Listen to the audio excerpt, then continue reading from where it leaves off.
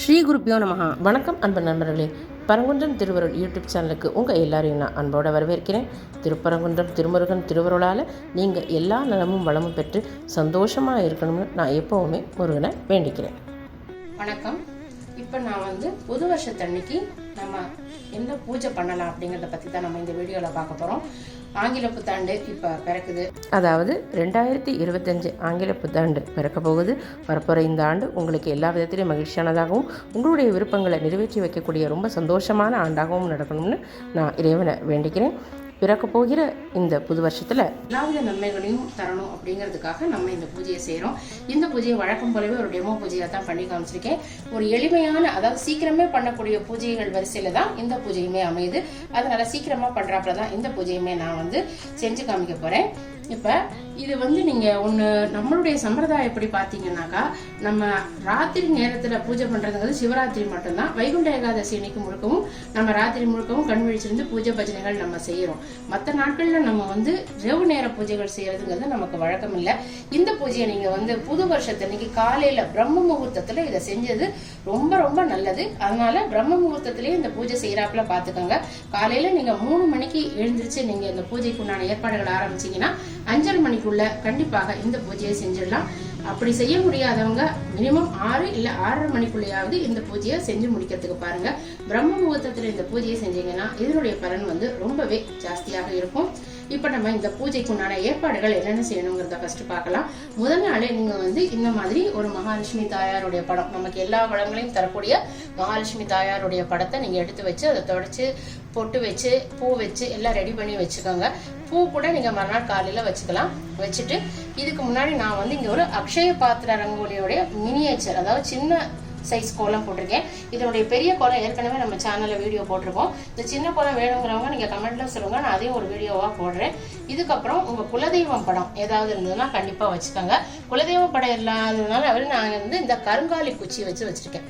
இப்போ குலதெய்வம் படம் இல்லாதவங்க இந்த கருங்காலி குச்சி நீங்க வச்சீங்கன்னா அதுவே நமக்கு குலதெய்வத்தினுடைய பலனை கொடுக்கும். அதுக்கு ஒரு பூ வச்சு பொட்டு வச்சிருக்கேன். ஒரு வேலும் இதோட சேர்த்து வச்சிருக்கேன். இதுக்கப்புறமா நம்ம முன்னாடியே ஒரு பிள்ளையாரும், நமக்கு அன்னப்பற்றாக்குறை எதுவும் புது வருஷத்துல வரக்கூடாதுங்கிறதுக்காக நம்ம ஒரு அன்னபூரணியினுடைய சிலையும், இங்க பாருங்க ஒரு விநாயகர் சிலை, இது ரெண்டையுமே நம்ம முன்னாடி வச்சிருக்கிறோம். இதே எல்லாமே நீங்க முதல் நாளே அதாவது பண்ணி வச்சுக்கலாம். இது வலம்புரி சங்கு, மகாலட்சுமி வலம்புரி சங்குல வாசம் செய்யறதாக ஐதீகம். அதனால இது மகாலட்சுமிக்கு பிடித்தமான வலம்புரி சங்கையும் நான் இந்த பூஜையில வைக்கிறேன். இதெல்லாம் நம்ம முதல் நாள் செஞ்சு வச்சுக்கலாம். மறுநாளை காலையில நீங்க எழுந்த உடனே நீங்க நீராடிட்டு நல்ல தூய அல்லது புது உடைகளை அணிஞ்சிட்டு நீங்க சுவாமிக்கு முன்னாடி பூக்களை சாத்திட்டு இந்த பூஜையை ஆரம்பிக்கலாம். உங்களுக்கே தெரியும் வீட்டுல எப்படி நம்ம முதல் நாளே வீடு பெருக்கி மொழுகிறவங்க மொழிக்குங்க, இல்ல காலையில முடிஞ்சதுனாலும் வீடு வாசல்லாம் பெருக்கி மொழிகிட்டு வாசல்ல கோலம் போட்டு வாசல்ல ஒரு விளக்கை ஏத்தி வச்சுட்டு அதுக்கப்புறமா இந்த பூஜையை நீங்க பிரம்ம முகூர்த்தத்துல ஆரம்பிச்சு செய்யணும். எப்பவுமே பூஜை ஆரம்பிக்கும் போது நம்ம ஒரு திருவிளக்கு எடுத்து வைப்போம். அது மாதிரியே நான் இங்க ஒரு விளக்கை எடுத்து வச்சிருக்கேன். நமக்கு எல்லா விதமான வளங்களும் தரணுங்கிறதுனால மகாலட்சுமி தாயார் முன்னாடி நான் இந்த அரிசி பருப்பு 2 வச்சிருக்கேன். இதுல ஒரு ரூபாய் காயின் வச்சிருக்கேன். உங்களுக்கு வேணும்னா ரூபாய் நோட்டுகளை கூட நீங்க இதோட சேர்த்து வச்சுக்கலாம். இதையும் நீங்க முதல் நாளே வைக்கிறதுனாலும் வச்சுக்கலாம், இல்ல பூஜை ஆரம்பிக்கிறதுக்கு முன்னாடியே வைக்கிறதுனாலும் வச்சுக்கலாம்.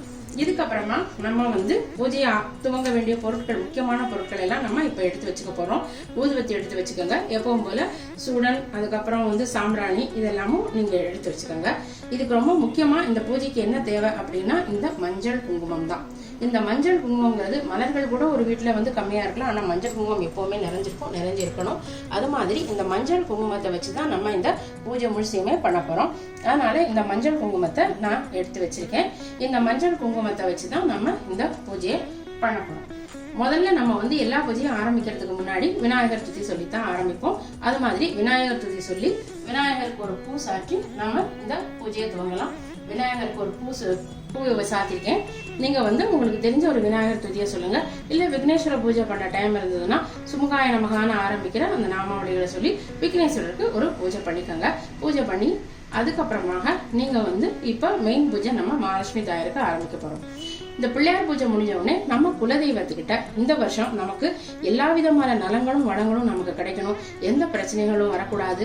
அதுக்கப்புறம் நம்மளுடைய முக்கியமான வேண்டுதல், அதாவது வேலை வாய்ப்பு, குழந்தை, அப்புறம் திருமண தடை நீங்குதல், இந்த மாதிரி ஏதாவது முக்கியமா நம்ம குடும்பத்துல வேண்டுதல்கள் இருந்ததுன்னா அந்த வேண்டுதல்கள் எல்லாம் நம்ம குலதெய்வத்திட்ட சொல்லி இந்த வருஷம் அந்த வேண்டுதல்கள் எல்லாம் நிறைவேறணும் மனசார உருக்கமா பிரார்த்தனை செஞ்சுக்கிட்டு அதுக்கப்புறமா தான் நம்ம இந்த மகாலட்சுமி பூஜையை ஆரம்பிக்கணும்.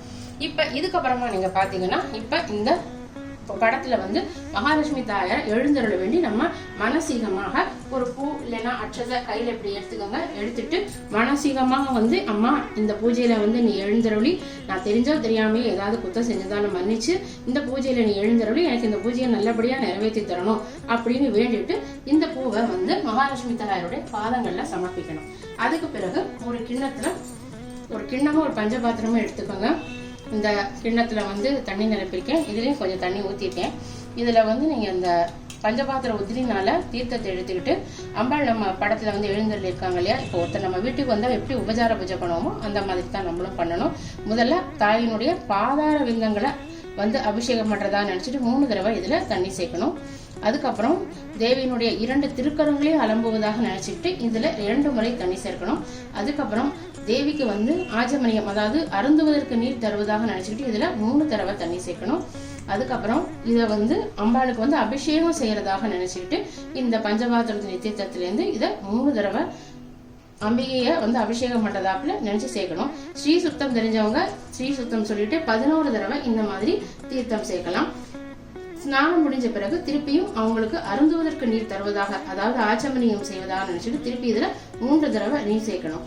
அதற்கு பிறகு நமக்கு தேவிக்கு வஸ்திரம், அதுக்கப்புறம் சந்தனம், குங்குமம், புஷ்பம் முதலான உபச்சாரங்களை நம்ம செய்யறதாக மானசீகமாக நினைச்சுக்கிட்டு தேவிக்கு அட்சத புஷ்பம் சேர்க்கணும். அப்படி அட்சத புஷ்பம் சேர்க்க வேணா நாங்க நிஜமாவே அந்த மாதிரி வஸ்திரங்கள் வச்சிருக்கோம்னு சொல்றவங்க ஒரு ரவிக்கு துணியை சாத்தலாம், ஆபரணங்களை சாத்தலாம். சாத்தி ஒரு குங்குமம் போட்டு திருப்பியும் அம்பாளுக்கு வச்சு உபச்சாரம் பண்ணிக்கிட்டு இந்த பூவை அம்பாளுடைய திருப்பாத கமலங்களை சேர்க்கலாம். இப்ப அம்பாளுக்கு எல்லா உபச்சார பூஜையும் பண்ணி முடிச்சாச்சு. இதுக்கப்புறமா நம்ம என்ன செய்யணும் அப்படின்னாக்கா மெயின் அர்ச்சனை பண்ண ஆரம்பிக்கணும். வெற்றிலைய இங்க முன்னாடி நான் வச்சிருக்கேன். அந்த உங்களுக்கு தேவனுடைய பக்கத்துல நீங்க வைக்க முடிஞ்சாலும் வச்சுக்கோங்க.